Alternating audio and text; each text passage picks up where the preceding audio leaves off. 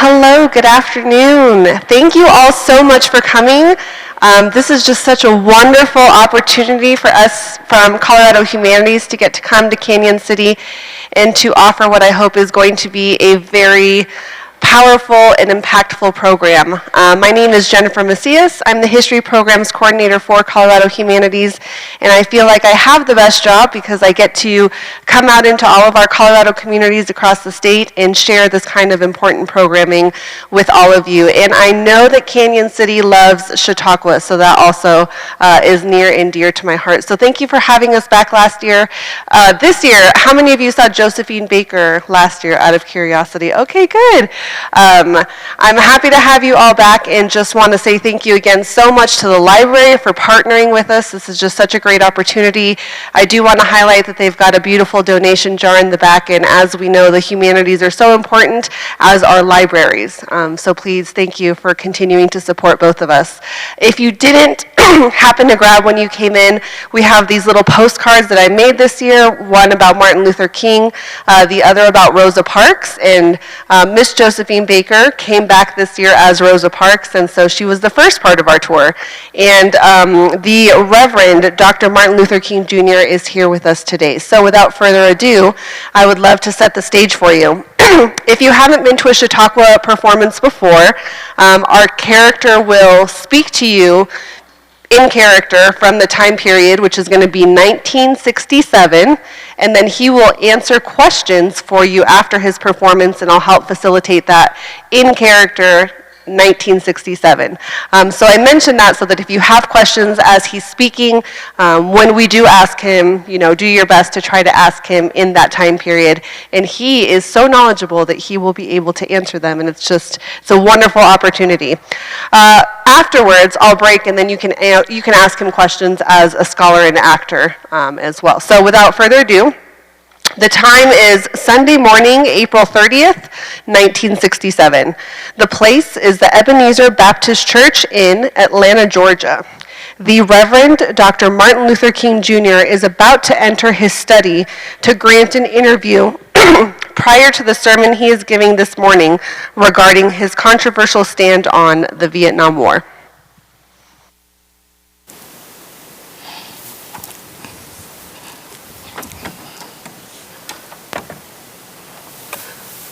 I don't normally grant an interview prior to a sermon, but you are from Morehouse, yes? Okay, well, you have a seat there, Mr. Cook.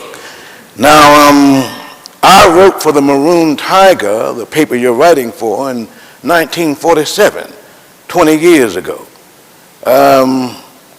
Can't remember exactly what I wrote about, but I knew it had something to do with injustice. Now, did you bring your tape recorder? Well, that's good, because I may need you to edit some things. Not because I believe in censorship, but I want to make sure that I'm clear in terms of what I'm trying to say, because as you know, I have not been getting a lot of good press lately. Now, what I will not do is talk about my sermon, because you're going to stay for that, and my views on the war, so you'll stay for that. And I also will not talk about the Southern Christian Leadership Conference's focus on economic justice. We'll talk about that tomorrow. But I did write down the questions that you had so I could think about them. And the title is The Political and Spiritual Journey of the Reverend Dr. Martin Luther King Jr. And your first question here is, how did I arrive here? Now, you being from Morehouse, I'm assuming you mean, how did I arrive here in terms of my views on the war and in terms of SCLC's focus on economic justice, because just at face value, how did I arrive here? Well, I arrived here by car. But you being from Morehouse, I'm assuming you mean the former, not the latter. How did I arrive here? Well, I'll tell you, Mr. Cook, from the year I was born, 1929, right here in Atlanta, Georgia, all the way up to December 1st, 1955 in Montgomery, Alabama, I would say that my life seemed like a great big Christmas present, ready to be opened up at any time. You know, I grew up in a very, very loving household. The household was on Auburn Avenue, where the church is, 501 Auburn, Sweet Auburn. And it was a very, very loving, supporting household. I suppose that's why love is not an abstract idea to me. It was very real and very supportive. There was my father, the Reverend Martin Luther King Sr., my mother, Alberta Williams King, my grandmother, Grandmother Williams. Now, I felt that I was her favorite, but the other siblings may have something to say about that. But my grandmother, whom we called Mama, our mother we called Mother Dear, and my older sister Christine, and my younger brother Alfred Daniel, A.D. And again, we were very supportive of one another, very loving. My mother, very sweet-natured woman, very sweet-natured and calm, was always a calm presence in the house. I don't remember there ever being any kind of argument or disagreement between her and my father. She always supported him in the most quiet, sweet way. Now, she would make sure to let me and the other children know that we were just as good as anyone else, and don't let anyone or any situation tell us differently. And she would be very emphatic about that. But outside of that, she was a very sweet-natured woman, and I know that I took on some of her personality, I suppose as we all do, in terms of our parents. Now, my father, my father was very loving, but he expressed his love in a different kind of way.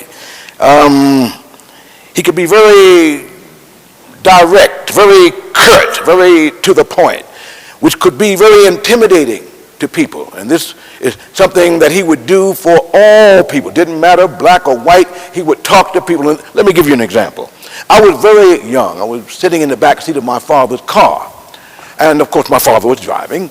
And I guess he ran through a stop sign. And so the police officer knocked on the window and said, "Boy, don't you realize you ran through a stop sign?" My father immediately pointed back at me and said, "There's a boy. I'm a man. I'm Reverend King. If you continue to talk to me in this manner, I'll pretend you have nothing to say." The police officer was so flustered, he hurriedly wrote the ticket and gave it to my father and moved on. That's how my father was. That's how he spoke to people. He had that way about him. Now, my father was also the disciplinarian of the family. Oh, yes. I received whippings until I was about maybe 15 years old. And on one such occasion, he was administering the corporal punishment, and this sort of spilled out onto the front porch. And I believe he said something to the effect of, "Well, boy, I'm going to beat you till you become somebody, if it kills me," something like that. Now, my friend Howard, he lived next door, and he was looking down on this event. And when my father said what he said, Howard broke into hysterics. It was so funny to him. And so my father stopped dealing with me and looked up at Howard. Said, "Oh, so you thought that was funny?" And Howard knew enough to say, "No, sir, no. Howard said, you know what I'm trying to tell this boy? I'm trying to tell him I'm going to beat him till he becomes somebody, if it kills me. And if you continue to laugh, I'm going to help you to become somebody." Now, this is the true story. My father called up Howard's mother, told her what happened, and asked her to send Howard over. Now, I suppose to teach him how to become somebody. What happened to Howard? Well, Howard became the first top-ranking Negro in Atlanta, Georgia, as it relates to a police officer. I suppose my father taught him how to become somebody. My folks were very good at sheltering us from the harsher aspects of segregation.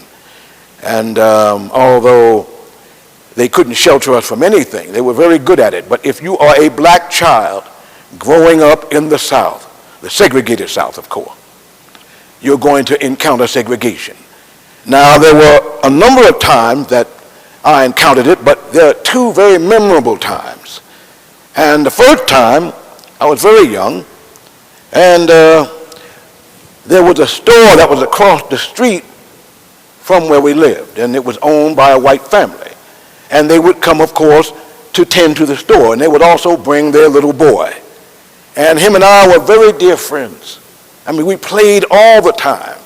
One could say he may have been, outside of my own siblings, my first real friend.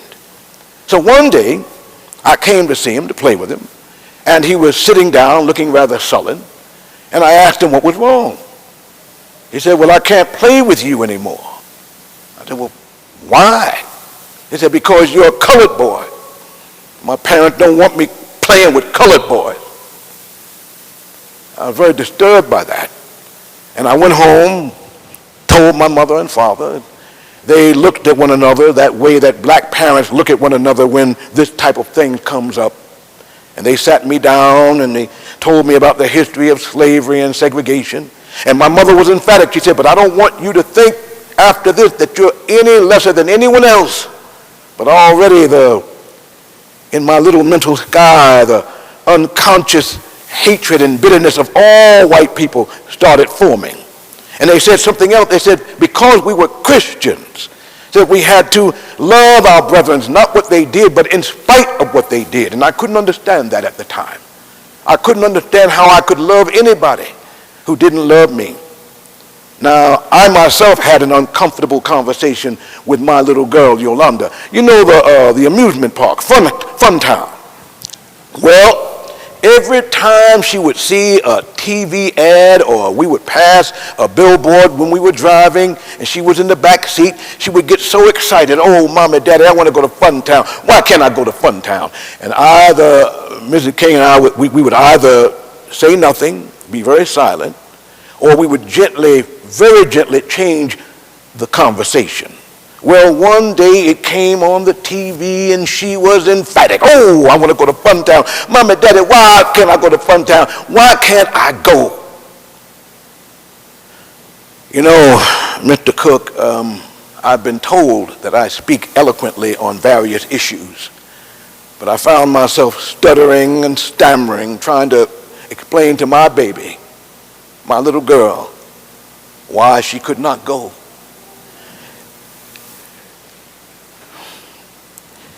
You see, sweetheart,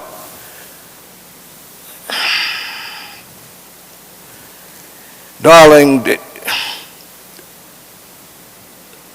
they don't allow Negro children to go to Fun Town. And that's why you're not able to go. But I promise you that your father's going to do everything in his power to make sure that you and all Negro children get to Fun Town. Now, you know, Mr. Cook, I've been arrested and put in jail quite a few times. And on one occasion, my wife was talking to me, and she was saying that Yolanda was asking, well, why does Daddy have to go to jail so much? And I told her, well, look, you tell Yolanda that Daddy goes to jail because I want to make sure that she and all Negro children get to Fun Town. And Yolanda said, well, Daddy, you stay in jail as long as you have to till I get to Fun Town. That's a true story. There was another event that took place that was very memorable. I was in high school at the time, and we were in Dublin, Georgia. I had entered into an oratorical contest, and I came in second place. I was feeling very good about myself. Now, Dublin, Georgia is quite a few miles away from Atlanta, Georgia, and of course we had to take the bus. And of course, at that time, the buses were segregated. I'm so happy that I was part of a movement that helped to rid ourselves of that shameful practice. But in any case, at the time, as you know, whites would come in, pay their fare, sit down on the front. Black people would come in, pay their fare in the front, have to leave the front, go around to the back, sit in the back.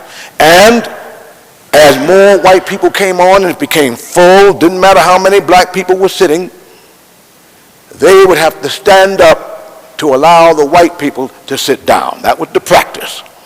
And so this started happening, and I guess I didn't move fast enough, and the bus driver started cursing at me, calling me names. And then some defiance came within me. I said, well, I don't feel like standing up. I just won an oratorical contest. I'm just as good as anyone else. What do I need to stand up for? And I was saying this in my mind. But between the bus driver cursing at me and my teacher emphatically trying to get me to stand up, I ultimately stood in the aisle. 90 miles. 90 miles, Mr. Cook. I tell you, it was the angriest I'd ever been. But despite those instances, and there were some others, my folks did a wonderful job in sheltering me and the other children from the harsher realities of segregation. I left high school. I went to Morehouse College when I was 15 in 1944. Graduated in 1948. Went to Crozier Seminary in Chester, Pennsylvania, where I earned my divinity degree. That was in 1951 when I graduated. Went from there to Boston University School of Theology to earn my doctorate in systematic theology. And I married my wife, Mrs. King, in 1953. In 1954, I got my first pastorship, my own church, the Dector Avenue Baptist Church in Montgomery, Alabama. And I graduated, of course, in 1955. And I tell you, Mr. Cook, I felt like a great big Christmas present, ready to be opened up. But three things ended my Christmas present reality. One was in 1954, Brown v. Board of Education. The Supreme Court ruled that segregation was unconstitutional as it related to education, but we knew that segregation was unconstitutional, period. Segregation was on its deathbed, and the only question was how expensive the white fathers were willing to make the funeral. 1955, the evil and macabre lynching of Emmett Till galvanized black people all over the country, and it let the world know what it was like to be black living in the South and other places in the United States and how we were treated. And of course, in my own backyard, Montgomery, Alabama, December the 1st, 1955, a brave woman by the name of Rosa Parks took a stand by sitting down. And in her doing that, it ignited a movement starting in Montgomery, Alabama, spread throughout the entire nation, and it inspired movements all over the world. I was made the head of the Montgomery Improvement Association, the MIA. I did not seek it. I really didn't even want it at first, but it was presented to me in such a way where I had to accept it. I had no choice.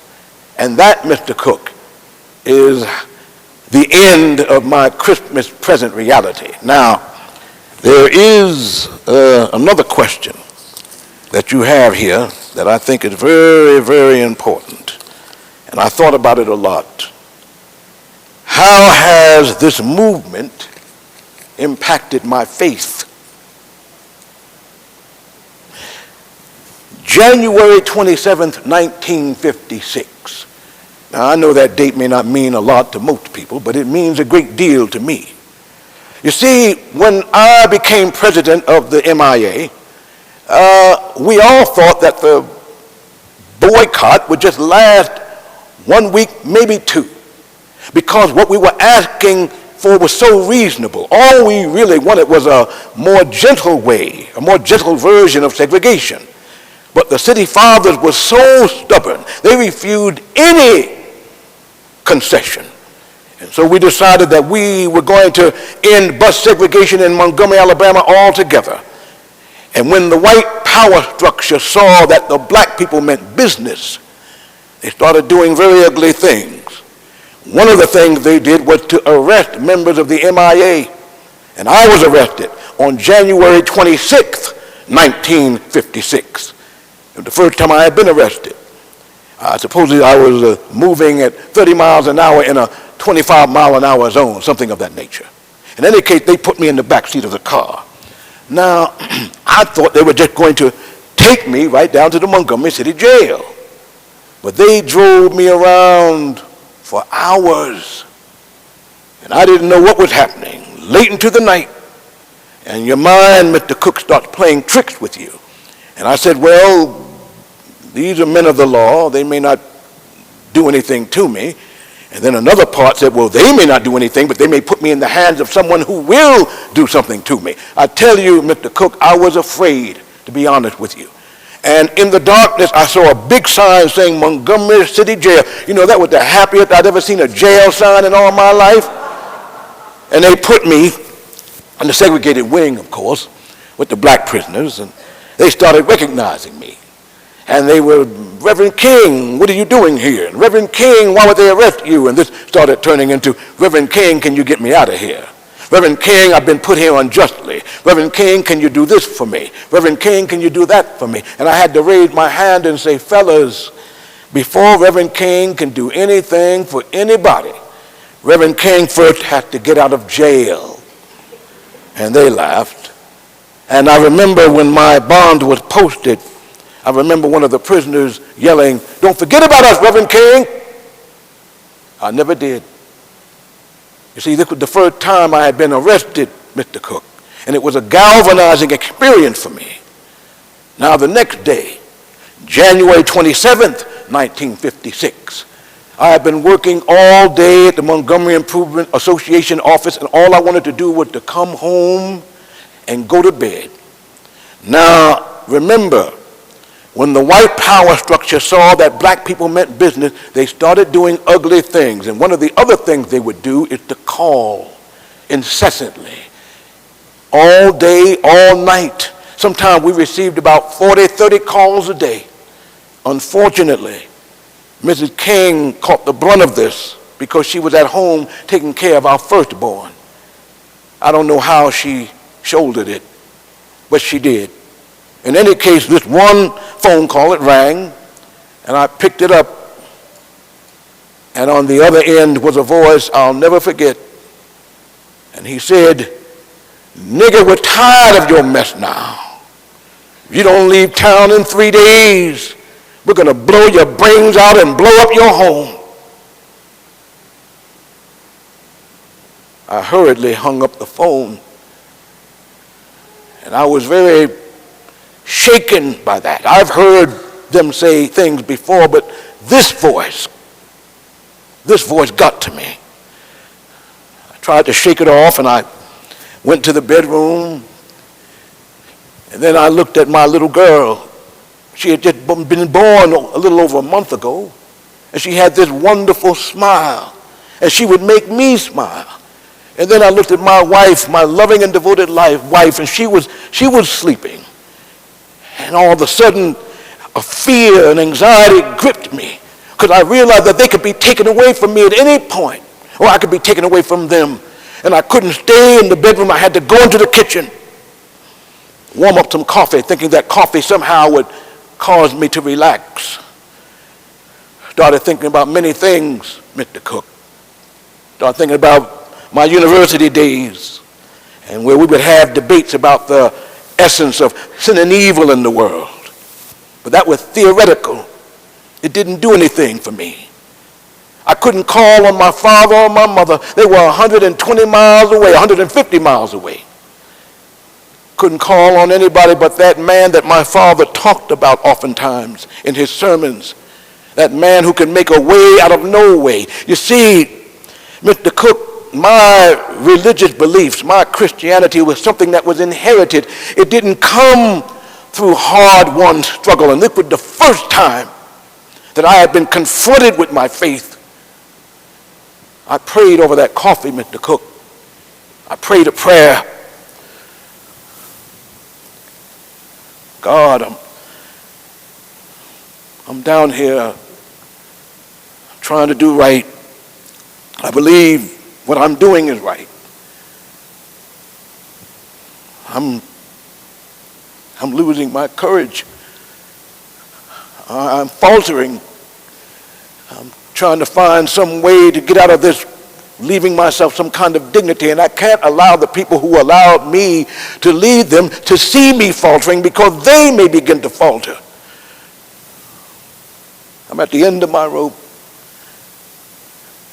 I literally do not know what to do. And Mr. Cook, a voice came from within me, speaking to me as loudly as I'm speaking to you, said, Martin Luther King Jr., you stand up. You stand up for truth. You stand up for righteousness. You stand up for justice, and lo, I will be with you till the end of the world. You stand up for truth, and I will never leave you alone. No, never alone. I will never leave you. I will never leave you alone. And I knew that was Jesus talking to me, telling me to still fight on. And a calm came over me, a burden was lifted, and I realized that come what may, I knew that God would be with me. Now, 3 days later, I was in Reverend Abernathy's church, Reverend Ralph Abernathy.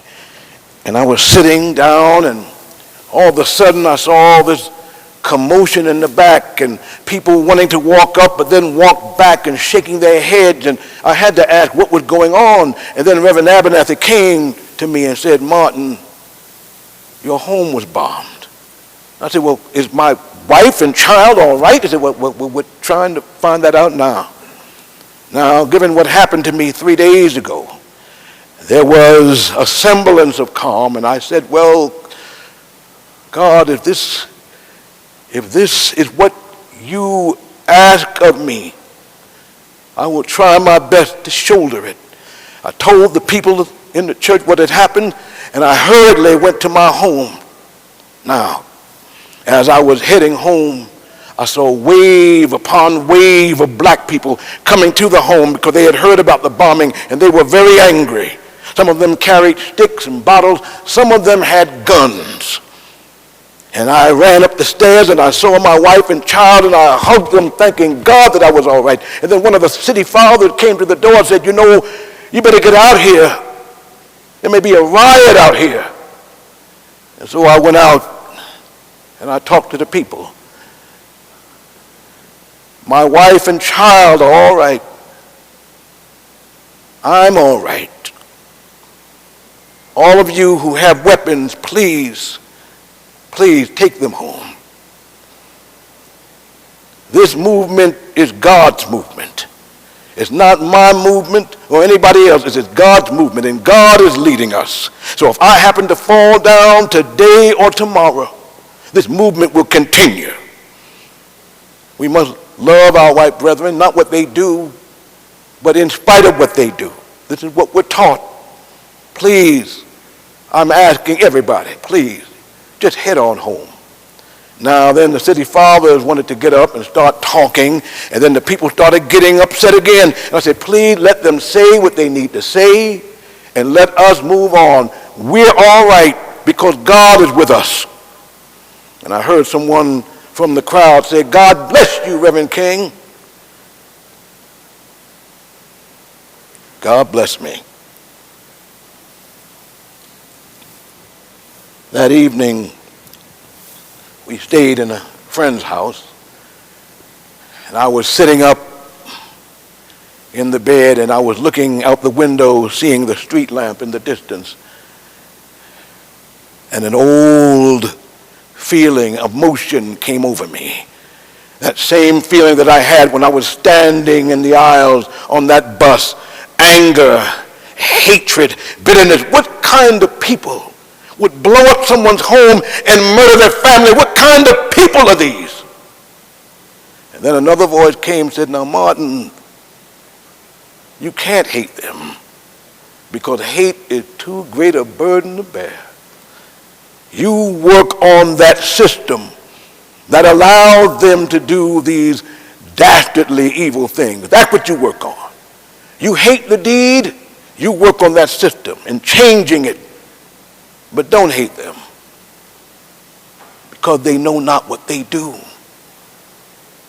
And that, Mr. Cook, is how this movement has impacted my faith. Now, there's been other times, there's definitely been other times when my faith was deeply shaken. But I always hearken back to January 27th, 1956, at that kitchen table over that cup of coffee. Now, I got a sermon that I have to do. Now, could you do me a favor, Mr. Cook? You know what I was saying in terms of my father and the whippings and all of those things? Could you somehow edit that?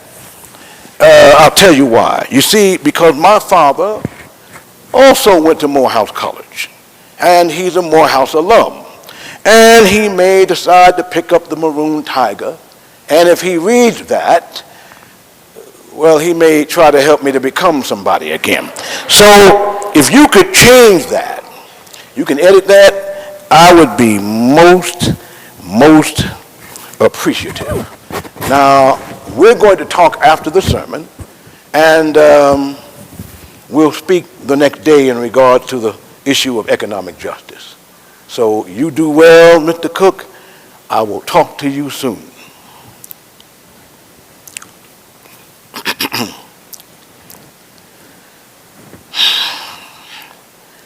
The sermon that I am preaching this morning is not the usual kind of sermon, but it is a sermon and an important subject nevertheless, because the issue that I will be discussing here today is one of the most controversial issues confronting our nation. I am using as a subject from which to preach why I am opposed to the war in Vietnam. Now, let me make it clear in the beginning that I see this war as an unjust, evil, and futile war. I'm speaking out on the war in Vietnam today because my conscience leaves me with no other choice. It's time for America to hear the truth about this tragic war. In international conflict, the truth is hard to come by because most nations are deceived about themselves. Rationalizations and the incessant search for scapegoats are the psychological cataracts that blind us to our sins. Yet the day is past for superficial patriotism. He who lives with untruth lives in spiritual slavery. Freedom is still the bonus we receive for knowing the truth. Ye shall know the truth, says Jesus, and the truth shall set you free. I'm speaking out on the war in Vietnam today because I agree with Dante that the hottest places in hell are reserved for those who, in a period of moral crisis, maintain their neutrality. There comes a time when silence is betrayal. The truth of these words is beyond doubt. Now, being a preacher by calling, I suppose it is not surprising that I have several major reasons for bringing Vietnam into the field of my moral vision. At the outset is a very obvious and almost facile connection between the war in Vietnam and the struggle I and others have been waging in America. A few years ago, there was a shining moment in that struggle. It seemed as if there was a real promise of hope for the poor, both black and white, through the poverty programs. There were experiments, hopes, and new beginnings. Then came the build-up in Vietnam, and I watched the program broken as if it was some idle political plaything of a society gone mad on war. And I realized that America would never invest the necessary funds or energies in rehabilitation of its poor, so long as adventures like Vietnam continue to draw men and skills and money like some demonic destructive suction tube. And you may not know it, my friends, but it is estimated that we spend $500,000 to kill each enemy soldier, while we spend only $53 for each person classified as poor. And much of that $53 goes for salaries to people who are not poor. And so I became increasingly compelled to see the war as an enemy of the poor and attack it as such.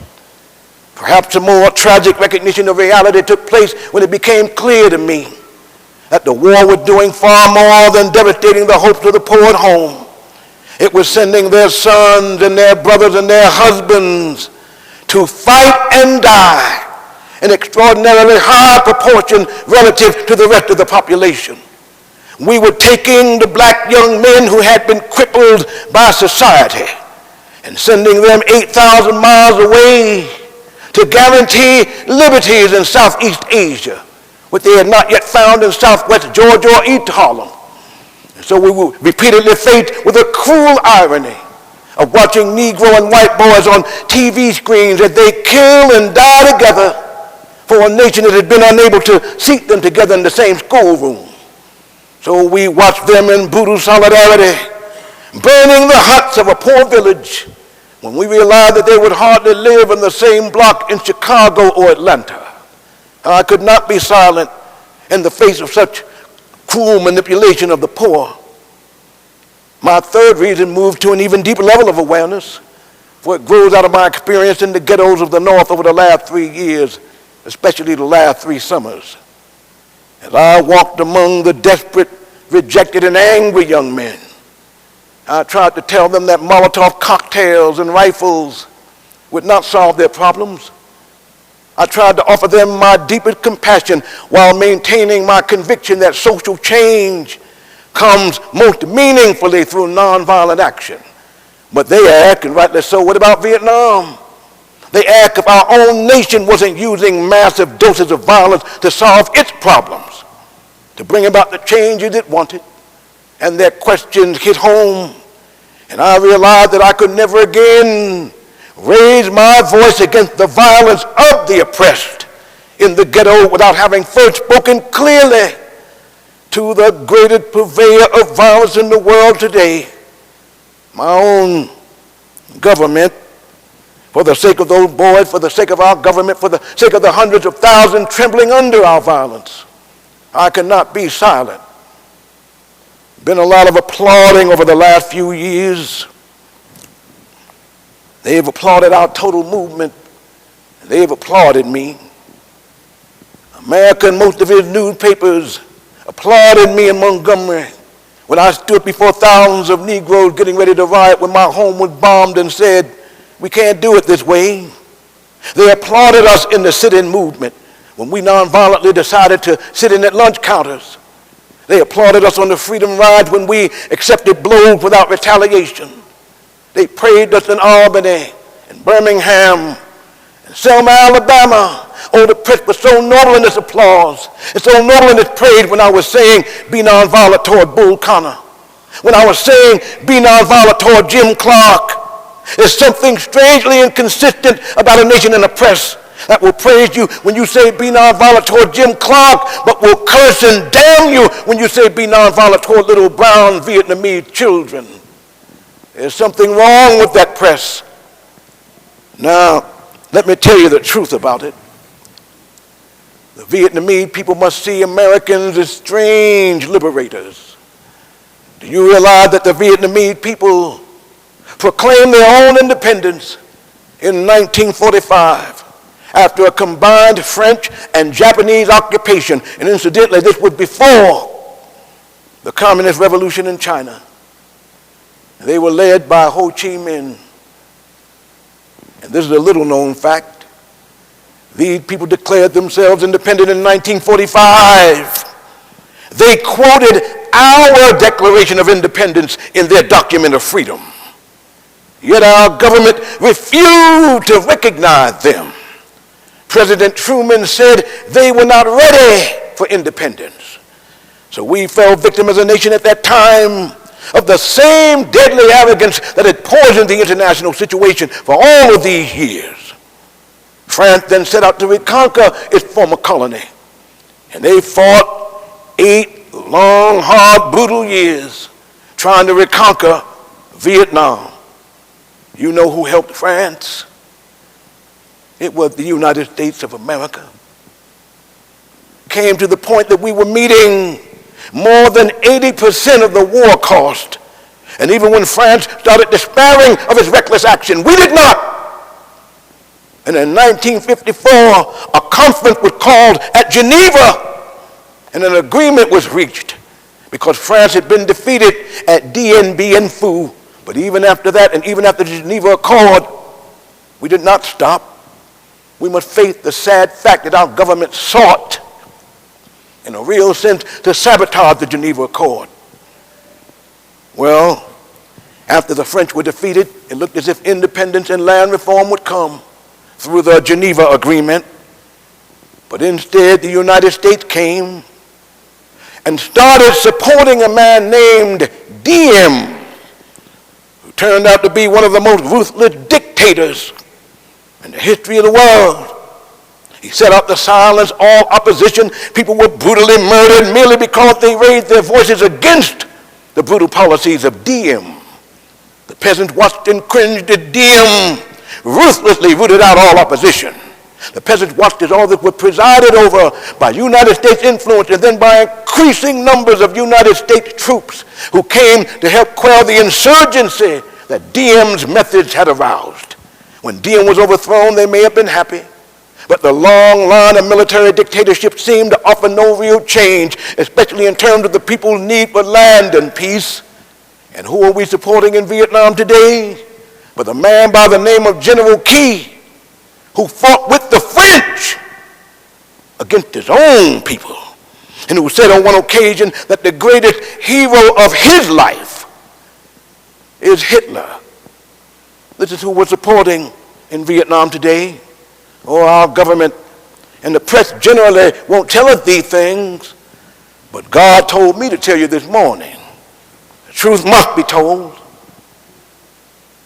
I am convinced that if we are to get on the right side of the world revolution, we as a nation must undergo a radical revolution of values.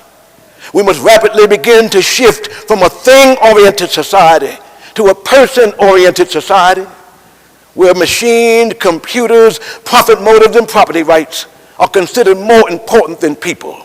The giant triplets of racism, economic exploitation, and militarism are incapable of being conquered. A nation that continues year after year to spend more money on military defense than on programs of social uplift is approaching spiritual death. Finally, let me say this morning that I'm speaking out against the war in Vietnam because I love America. I speak out against this war not in anger, but with anxiety and sorrow in my heart, and with a passionate desire to see our beloved nation stand as the moral example of the world. I speak out against this war because I am disappointed with America, and there can be no great disappointment where there is no great love. I'm disappointed at our inability to act forthrightly and passionately against the triple evils of racism, economic exploitation, and militarism. We are presently headed down a dead-end road which could lead to national disaster. America strayed to the far country of racism and militarism. The home all too many Americans left was solidly structured idealistically. Its pillars were soundly grounded in the insights of our Judeo-Christian heritage. All men are made in the image of God. All men are brothers. All men are created equal. Every man is an heir to a legacy of dignity and worth. Every man has rights which are neither conserved by nor derived from the state. They are God-given. Out of one blood, God made all men to dwell upon the face of the earth. What a marvelous foundation for any home. What a glorious and healthy place to inhabit. But America strayed away. This unnatural excursion has brought only confusion and bewilderment. It has left hearts aching with guilt and minds distorted with irrationality. It is time for people of conscience to call upon America to come back home. Come home, America. Omar Khayyam is right, the moving finger writes, and having writ moves on. I call on Washington today. I call on every man and woman of goodwill all over America today I call on the young men of America who must make a choice today. Take a stand on this issue. Tomorrow may be too late. The book may close. And don't let anybody make you think that God chose America as his divine messianic force to be a sort of policeman of the whole world. God has a way of standing before the nations with judgment, and it seems that I can hear God saying to America, you're too arrogant.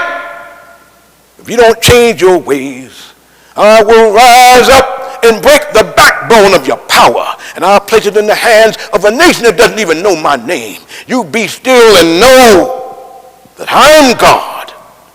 Now, it isn't easy. Standing up for truth and for justice. Sometimes it means being frustrated. When you tell the truth and take a stand, sometimes it means you walk the streets alone with a burdened heart. Sometimes it means losing a job. It means being abused and scorned. It may mean having a 78-year-old child asking your daddy, why do you have to go to jail so much? I've long since learned that to be a follower of Jesus Christ means taking up the cross. My Bible tells me that Good Friday comes before Easter. Before the crown we wear, there is the cross that we must bear. Let us bear it. Bear it with truth. Bear it with justice. And bear it for peace.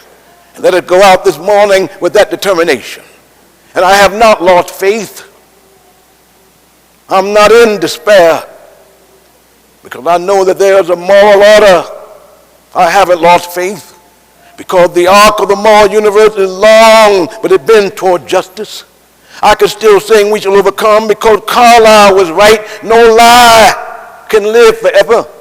We shall overcome because William Cullen Bryant is right. Truth crushed to earth will rise again. We shall overcome because James Russell Lowell was right. Truth forever on the scaffold, wrong forever on the throne, yet that scaffold swayed the future. We shall overcome because the Bible is right. You shall reap what you sow. With this faith we'll be able to hew out of the margin of despair a stone of hope. With this faith we'll be able to go out and transform the jangling discords of our world into a beautiful symphony of brotherhood. With this faith we'll be able to speed up the day when justice will roll down like waters and righteousness like a mighty stream. With this faith we'll be able to speed up the day when the lion and the lamb will lie down together and every man will stand under his own vine and fig tree and none shall be afraid because the words of the Lord have spoken it. With this faith we'll be able to speed up the day when all over the world we'll be able to join hands and sing in the words of the old Negro spiritual, free at last, free at last. Thank God Almighty, we're free at last. With this faith, we'll sing it if we're getting ready to sing it now. Men will beat their swords into plowshares and their spears into pruning hooks. And nations will not rise up against nations, neither shall they study war anymore. And I don't know about you. I ain't going to study war no more. Thank you.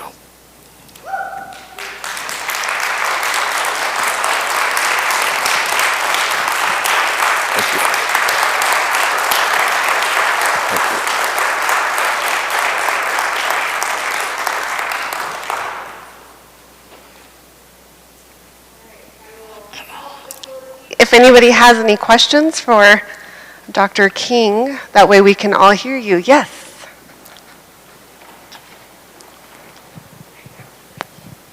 Thank you, Dr. King, for that very powerful and important message. Thank you. I understand you're planning a trip to Israel this summer. Mm-hmm. And I'm concerned about the rising conflict there, and I'm concerned that my government is just wholeheartedly, 100% in support of Israel and refusing to look more critically at the Zionist movement and at how the Palestinians are being pushed off their land and displaced and oppressed. And I understand it's a very volatile situation, but I'm wondering, I know you have a very global perspective, and given your belief in nonviolence and resistance to oppression and the rights of all humans to live, to have dignity and security and be able to feed their children, and I'm wondering if you have any thoughts on what's happening over there. In terms of, I have thoughts about injustice wherever it is. Now, speaking directly as it relates to that conflict, of course, Israel has a right to exist, but the Palestinian people also have a right to exist as well. And there's a lot of talk about effect, and we get very upset as it relates to the effect, but we don't talk about the cause of a given issue. And it's very important that both groups understand that it's going to require moral courage to come to the table, but there can't be peace without justice. And whoever holds the cards in regard to military power and that thing, they have to understand that if there is oppression in the past, that has to be addressed. There can be no peace without justice. Oftentimes when people talk about peace, or they tend to think it's a gentle and kind thing, but the only peace I'm really concerned about is justice along with peace. True peace is the presence of justice. So it is my hope that the major players can come together at the peace table to stop whatever bombing or killing that's happening. And they can say, okay, let's address these issues of justice, and then once we address that, we can address the issues of peace.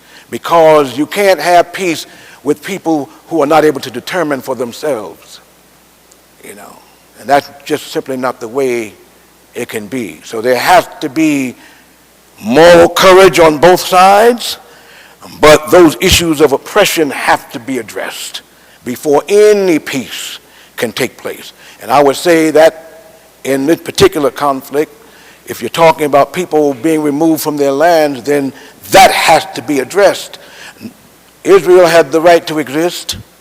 That is their right, but Palestinian people have the right to be free and self-determining, and they also have a right to exist. So it's going to take that. It's going to take that understanding before we even move to the issue of peace. And that's my view on that. Anyone else? Yes. Thank you so much for reminding all of us that war is not the answer. Yes. So my question to you is, looking back, Dr. King, on you died for your cause. I'm not dead yet. I'm not You're not dead yet. Okay, well, sorry. Unless you know something I don't. I'm the angel of, so anyway, I just want to know, looking back, was it worth it? There was a moment at the end of the Selma campaign that I'm sure you're familiar with. And I was in the airport, and I saw this rush of humanity. I saw people who were involved in the march, Jews and Gentiles, Protestants and Catholics, as I said in the I Have a Dream speech, and young and old, black and white, and yellow and red. And they were all milling about and talking with one another and laughing and feeling good that they had done something to help move the country forward. And I said to myself that is America what it should truly be. It was a shining moment. And I remember that, and I continue to remember it because it speaks to the possibilities. So if you're asking me, was all of what I went through worth it? Yes. And it is my hope that we can reach that moment. Now, we have issues of justice we have to deal with. We have issues of economic justice because there should be no one poor in the richest nation in the world. You know, and my only question is, we can deal with poverty. We could rid ourselves of poverty. The only question is, do we have the will to do so? So it is that hope of that possibility that keeps me going and that keeps me hopeful, and that I'm able to look back and say, yes, it was worth it. Now, in 1967, I have to admit, things are a little rocky now. We have this war going on. We have other wars in the world. We have a lot of racial unrest in the nation. We have people dealing with the white backlash and wanting to roll back things. So it's really difficult. And the dream I talked about in 1963 in many instances have turned into a nightmare. But I continue to fight, and I pray, God, that everyone will continue to fight for that Selma moment that I saw. Anyone else? Yes, sir.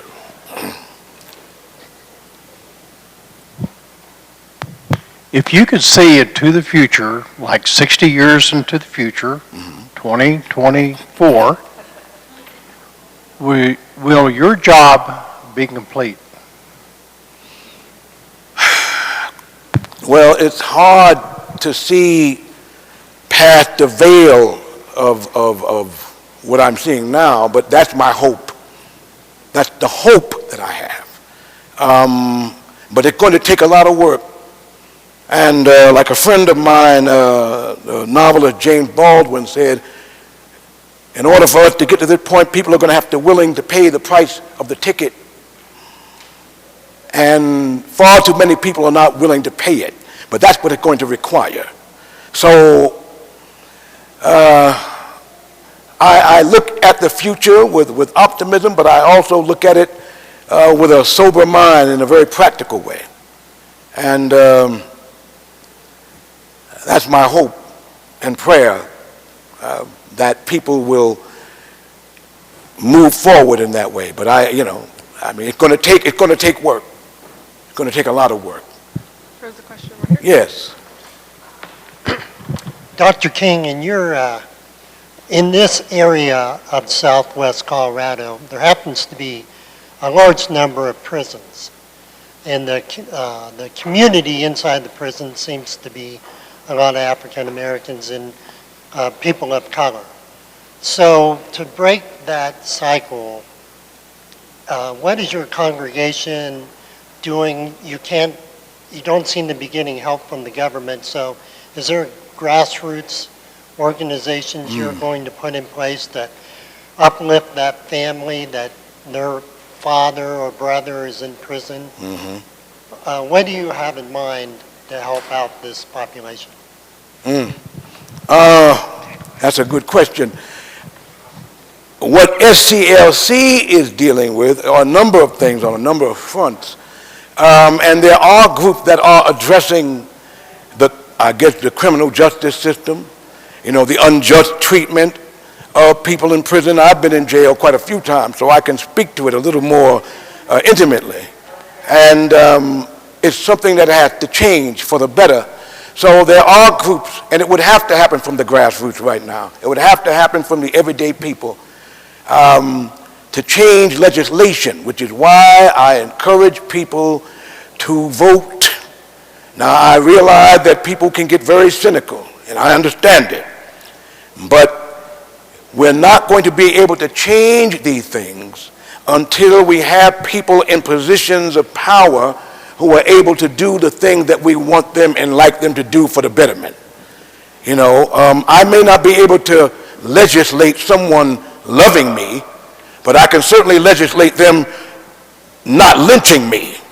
You see, so we have to engage ourselves in this political theater here, as distressful and as distasteful as it can sometimes be, because that's really the only way that there's going to be any kind of change outside of anarchy, and that's really my fear right now. You know, there's so much anger and so much rage that, you know, we may just disintegrate ourselves. And so we have to engage, to answer your question, we have to engage politically and vote for people who are going to make those changes in the criminal justice system. That's what we have to do, and it's going to have to start from the grassroots. I'm not depending on the government to do it because the government has, well, other concerns. And so we're going to have to do it ourselves. Yes.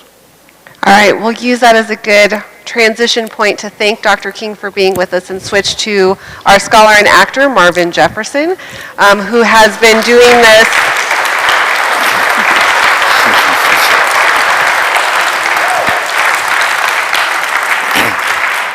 I was going to share, has been doing this all week, and this is his 10th performance, and I don't know about you, but every time I listen to that speech, I'm just floored. It's so amazing. So I want to give you all a few moments to ask questions, and you can still ask him about Martin Luther King. Sure. But this opens it up so that if you have something about 2024, it doesn't get weird. Yeah.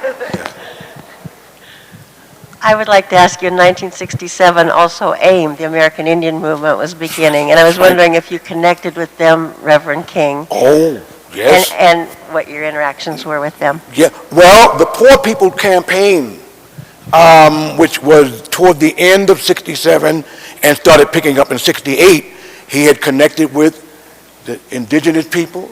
He connected with the Latinos. He connected with the poor whites. He connected with the, white of Appalachia. He connected with the people, black people in the South and in the North. The whole concept, and he connected with Cesar Chavez, for example. And so the whole concept was for people of all groups to come together and to march on Washington. So yeah, he did connect. Oh yeah, that was the whole thing. And I tend to believe it was because of that led to his death, among other things. Yes. Oh yeah. Hi, thank you. I'm just curious to know if Yolanda ever got to Funtown, and if she did, how old she was. Yeah, she did get to Funtown. She was a little bit older. Okay, and she did get to Funtown. And when because they had honored her father, and again, the change was in the wind. And so when they got to Funtown, because Dr. King had told this story a number of times, and when they got to Funtown, they said, "Welcome, Yolanda. Welcome, Dr. King." So yeah, they did get there. Yes, they did. Yes. I thought I saw one over here. Oh, okay. You've studied Martin Luther King really deeply, and you've also been following the African American movement and just America in general since then. Have you thought about how Martin Luther King might have evolved, or how your thoughts might have involved knowing Dr. King, bringing things up to today? Wow. Well, that's a good question you asked. Of course, Dr. King couldn't answer it in 67, but he wouldn't be very happy with today. I think all of us can relatively know that. Between the increase in bigotry, to the violence, to the wars, that he wouldn't be happy at all. And it's interesting because toward the end of his life, he was becoming more radical, or either his radical side was, rising to the surface to the degree where they were calling him a nonviolent Malcolm X. Him and Malcolm were doing this. They were joining, but again, as we know, Malcolm was cut down, and that impacted King a great deal. So seeing now and thinking about Dr. King and his trajectory, man, we have a lot of work to do. I think he would be pleased with some of the stuff that's happening, some of the activism that's happening as a result of, a lot of stuff that's going on. But in terms of where we're headed or where we are is, we're trying to roll back a lot of things. We're trying to cancel out history. One of the most disturbing things that I had heard was that people are trying to cancel books on King, on Rosa Parks. Now, King there's a day named after him. You mean to tell me that young people shouldn't know who this person is when they have a day, they have a holiday. Rosa Parks was the initiator of what they call the Second American Revolution. That 13-year period literally changed the country for the better. So why would you want to take books away that talked about that? So he would not be happy, make a long story real short, based on my research and based on his trajectory where he was headed. No, not at all. I'm wondering, I feel like over the years, I've gone through many Martin Luther King celebrations, and they tend to downplay his anti-war, anti-militarism message, and he's become co-opted by the military-industrial complex. I wonder, and I think that message is so important, I wonder why you chose it. I mean, knowing how unpopular it's going to be. I chose it specifically because I did it purposely because we tend to freeze our folks in amber. I can't tell you how many times people have said, can you do some stanzas from I Have a Dream? As if, I'm, Dr. King and doing his greatest hits. Dr. King risks, when he spoke out against the war, many people turned against him. But he was on vacation with one of his assistants, Bernard Lee. And, he would always go to the Bahamas to try to relax and try to read. And he saw a book by Ramparts magazine called The Children of Vietnam. And in it you saw children napalmed and limbs missing, the whole thing. And so they went to go get something to eat. And Dr. King wasn't eating. And, Bernard said, well, Doc, aren't you going to eat? He said, I'm not going to be able to eat anything until I say something about that war. And that was the moment. Dr. King said that he would not put his name in a book called Profiles in Courage because Coretta was involved in the anti-war movement way before Dr. King was. See? But Dr. King was trying to, be politically savvy because the Voting Rights Act was coming up and he didn't want to antagonize, Johnson. Because Johnson spoke to him about it and Dr. King kind of said, okay. But there came a point where his conscience couldn't. And there was a gentleman from Vietnam who's very well known. I can't think of his name right now. He said, you have to speak. You can't, you can't just stand here and let this. You're the moral voice of the nation. You're going to, and he couldn't do it anymore. He had to. So I chose it purposely because I know Dr. King gave many speeches, not just that one, as great as it is. Dr. King gave many speeches, many sermons. And I wanted to do that one. So, yeah, purposely. I'd probably get a lot more work if I did I Have a Dream. All right, I see 2 more questions, and then we'll break for one-on-ones. What would you say to the soldiers that fought in Vietnam and other places? Dr. King would say that he wasn't against the soldiers. He understood the dilemma of the soldiers. As a matter of fact, there was a question and answer session after he gave the first speech. The first speech was called Beyond Vietnam. That was at Riverside Church. That was, ironically enough, April the 4th, 1967. This sermon that he gave was April 30th, 1967. And there was a question and answer session after the first speech. And someone had asked about that. And Dr. King said that, he said, I'm a pacifist, but I'm not an arrogant pacifist, meaning that, because he understands the dilemma of the non-pacifist. He would encourage young people to become conscientious objectors. But the speech was not directed toward the soldiers because he understood the soldiers. He felt the soldiers were being used in a bad way. That's what he was talking about. He felt that poor white soldiers, poor Latino soldiers, poor Native American soldiers, and poor black soldiers were put on the front lines and they were bearing the brunt of this. And he felt he couldn't bear it anymore. So it was not against the soldiers. It wasn't against them. It was against the government that put the soldiers in this situation. That's what Dr. King was speaking to. Now, he wasn't denigrating the soldiers because he understood their dilemma. Oh, yes. Thanks. You mentioned that Mr. Key, who completely sold out his country, his fellow citizens, his hero was Hitler, you said. And I was wondering if you would comment on who you thought Dr. King's hero was, who inspired him to take this unification idea and be global with it. Well, one of his heroes was Gandhi, certainly. That was one of his heroes.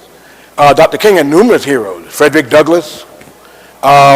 Certainly when he went to Morehouse College and he read Henry David Thoreau, that was one of his heroes. You know, that's the one who really piqued his mind in regard to the possibilities of nonviolence or civil disobedience. That was Thoreau. So, you know, Thoreau, Gandhi, Frederick Douglass, you know. So, yeah, Dr. King had numerous heroes. His father, of course. Harriet Tubman, of course. But yeah, there were, you know, yeah, but I would say definitely Gandhi and Thoreau, definitely, without a doubt. Those were his heroes, because that's who he, you know, people like Kwame Nkrumah of Ghana, because he was invited over to Ghana for the freedom, you know, so he saw Nkrumah as a hero, you know. So yeah, those would be the people who Dr. King gravitated towards. All right, as you can hear, the party has started next door. So thank you all so much again for coming. Please, yes, one more. Thank you, Marvin. Thank you. Thank you. Thank you. Thank you. Thank you.